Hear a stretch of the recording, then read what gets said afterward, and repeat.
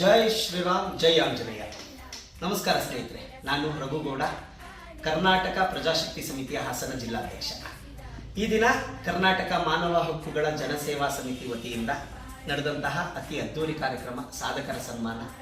ಆ ಕಾರ್ಯಕ್ರಮದಲ್ಲಿ ನಮ್ಮನ್ನು ಗುರುತಿಸಿ ಕೆಚ್ಚದೆಯ ಕನ್ನಡಿಗ ಅಂತ ನಮ್ಮನ್ನು ಸನ್ಮಾನ ಮಾಡಿದ್ರು. ಇದು ಅತಿ ದೊಡ್ಡ ವಿಚಾರ.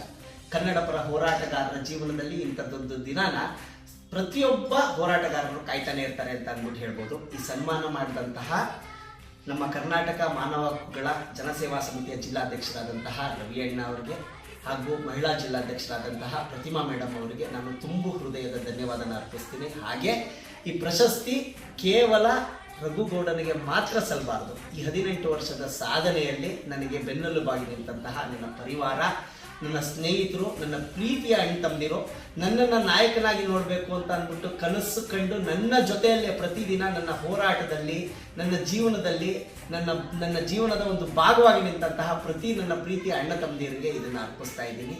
ತುಂಬು ಹೃದಯದ ಧನ್ಯವಾದಗಳು. ಜೈ ಶ್ರೀರಾಮ್ ಜೈ ಆಂಜನೇಯ, ಜೈ ಕರ್ನಾಟಕ.